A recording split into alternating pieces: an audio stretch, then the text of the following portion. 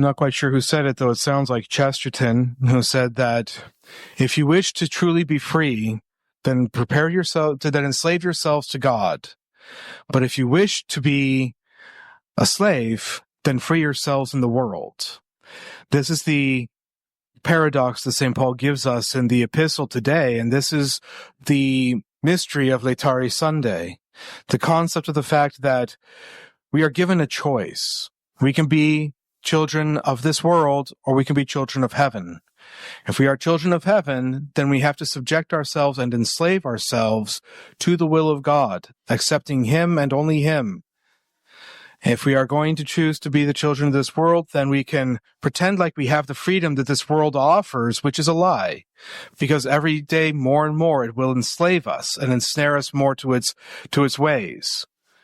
So we have that choice open before us each and every day, whether we choose to be free or slaves. And the slavery, we have to understand, is a voluntary one where we choose to serve God. But He will not force us to serve Him. His conditions are clear. The commandments, His will. These things are very clear and open to us. All we have to do is accept them and bind ourselves to them. And that means cutting ourselves off from all the other slaveries around us. And that is what we must give ourselves to. That is the labor of the free children, children of the freed woman, is to sacrifice ourselves and to dedicate ourselves to the service of the Lord each and every day. To die to ourselves, to live in God. Essentially, that is the sum total of what the spiritual life is, what the moral life is. To be able to give up ourselves, to be able to receive everything from God. It's the paradox of our spiritual life.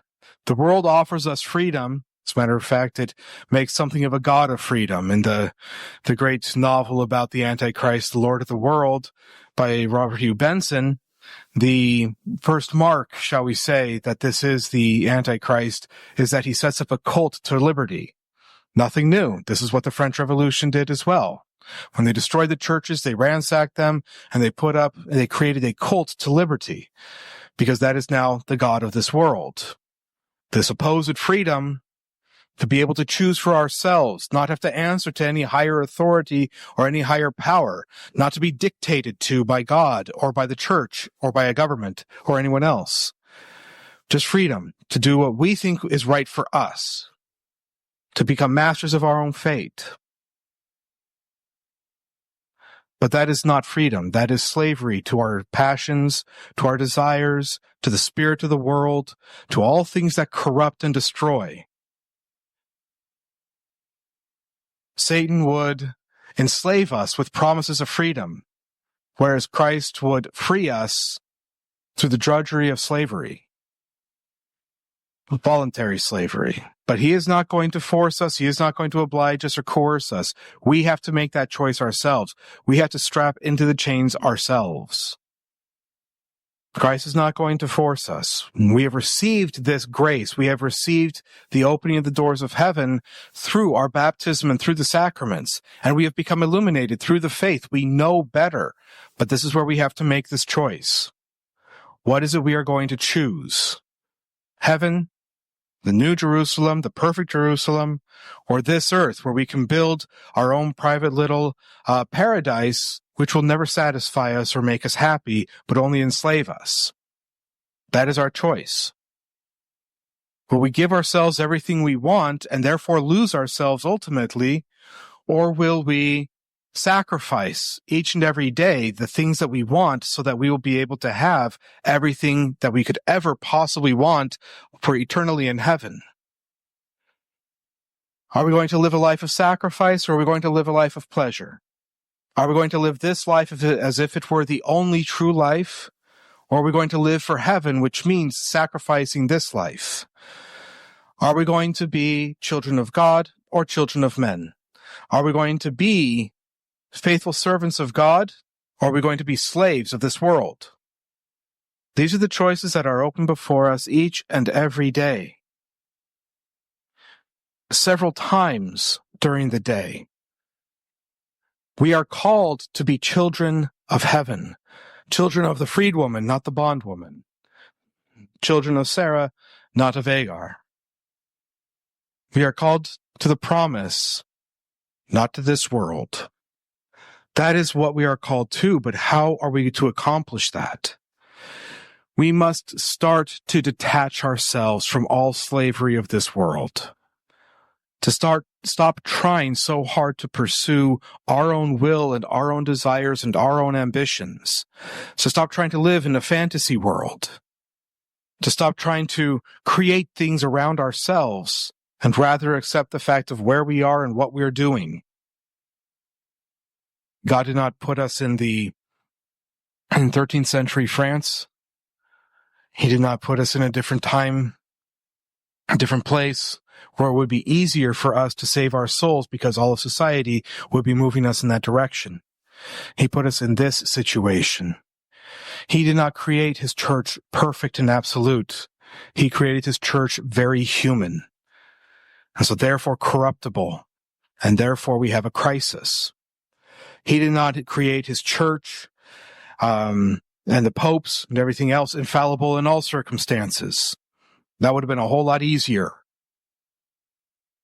He created them fallible, except in very specific circumstances, which means that they can fail, and they do so. When we are baptized, he did not give us all the strength and wisdom and guidance that he gave to Adam. That would have been a lot easier. But that is not what he gave us. He gave us the struggle and the fight and the choice. Yes, he gave us freedom of will, but that freedom is to make the right choice. We are perfectly capable of making the wrong choice, but we must understand that those choices, making the wrong choice, is not freedom, but rather slavery. The only path to freedom is to subject ourselves to God, to accept his will, the here and the now, what we must do now. That is it.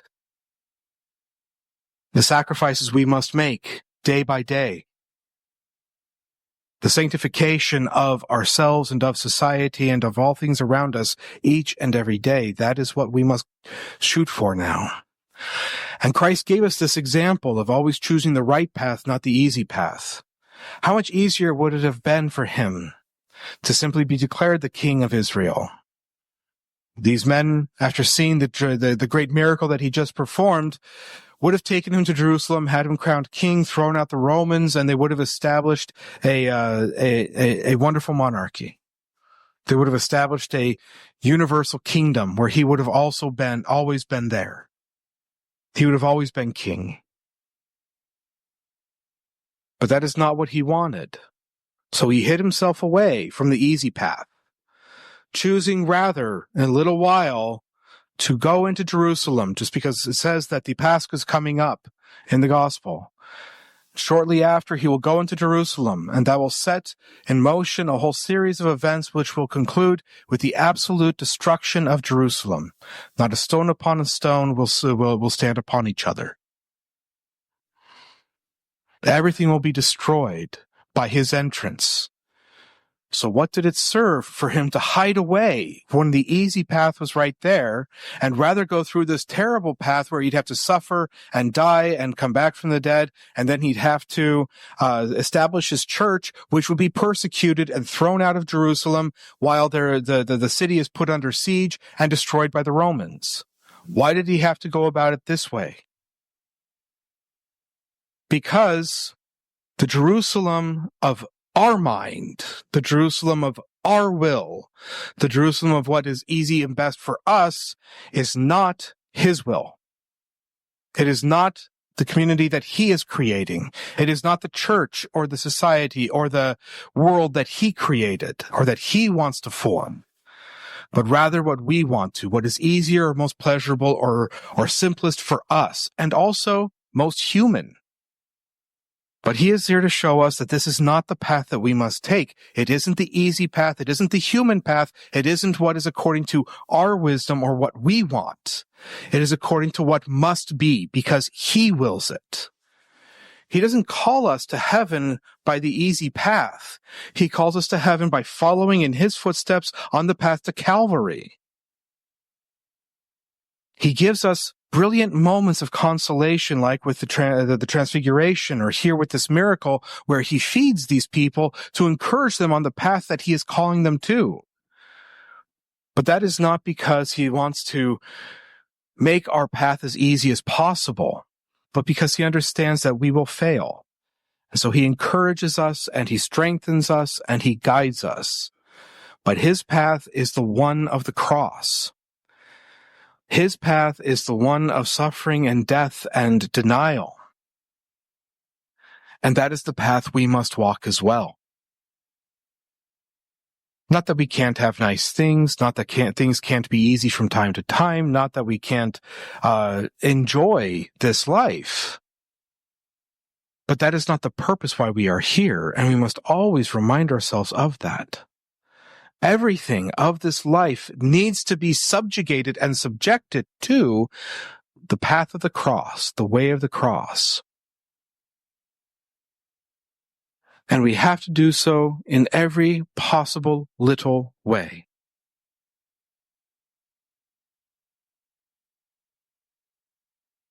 And this is why this Sunday we talk about this. Laetare Sunday, rejoice. The first words of the Mass, Laetare Jerusalem. Rejoice, Jerusalem. Doesn't sound like Jerusalem has a whole lot of rejoicing to do in the coming years, because Christ is coming, which means the death knell for the city of Jerusalem, the physical city, the Old Testament, and everything that it represents. It is a death knell for the Jewish population. It is a death knell of everything that we would want to build for ourselves. So why should we rejoice? Because Jerusalem is what we are supposed to build. It is the supernatural life. It is the spiritual life that is built upon sacrifice and death to self for the purpose of letting God live. God cannot dominate where we are trying to control. He is the one who will guide. He is the one who will shelter, and he is the one who will grow everything in our soul that we need, not by our own might of strength. So that is why we rejoice, that this path that we are on is not one that we have to walk alone. We don't have to go and carry our cross alone. We don't have to walk to Calvary and find that path alone. He has walked it. He is in front of us. He is our support. He is our strength. He is our inspiration. He is our guide.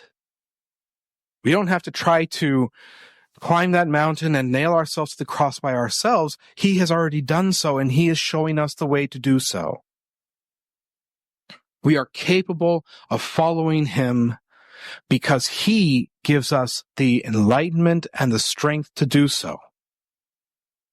And that is what we are building, and that is what we rejoice in. Not in the death of this world, not in the death of our hopes and dreams for this world, not in the death of whatever it is we were trying to do for ourselves, but in the simple, absolute life that God brings wherever he goes. Only by Christ's death does life abound in this world. Only by his sacrifice can we have the joys of heaven. Only by our sacrifice can we enjoy his sacrifice. And this is what we must do now for the rest of Lent. This is the perspective we must have.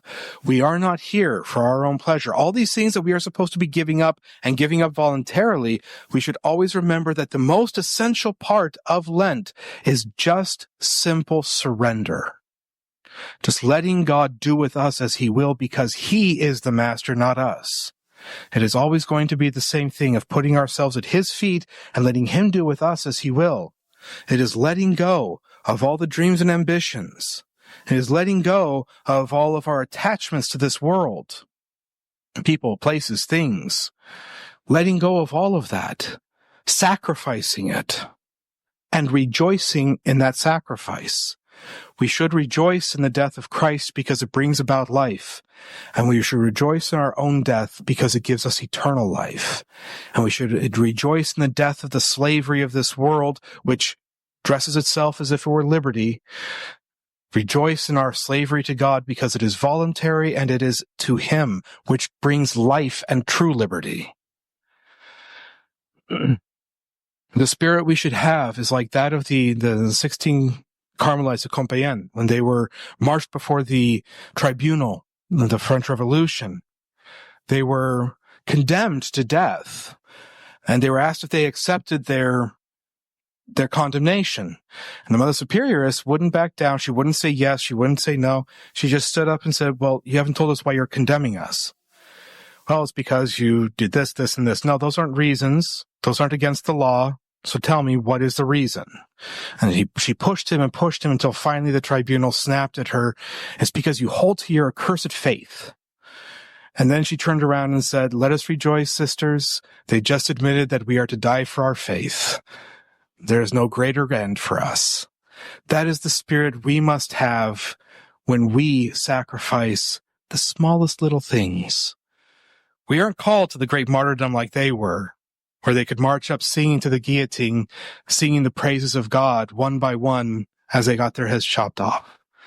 We are not called to that maybe, but at the very least, maybe just choking back that little curse that we mutter whenever somebody cuts us off in traffic. Maybe just that little sacrifice of letting somebody go before us, or holding our tongues when we hear the gossip spreading around us, or not rising to the bait when people are trying to poke our buttons, or whatever it may be. Those little tiny sacrifices, those little tiny deaths that we can give, the tiny martyrdoms that we can give them joyfully. We are going to enter into Passiontide next week. And so for one last moment, the church addresses us in rose vestments, and she gives us the opportunity to have a couple of flowers on the altar and to have the organ music to remind us that the sacrifices that we offer and the gifts and the deaths that we should be offering during this Lent are supposed to be given with true, absolute, unadulterated joy in the life that comes from those sacrifices, the life of God Himself. The resurrection is coming, even though we have to go through death to get to it, but the resurrection is coming, and therefore we rejoice in all the little deaths that we must give day by day, and we give them as joyfully as we possibly can. In the name of the Father, and the Son. Free audio post-production by alphonic.com.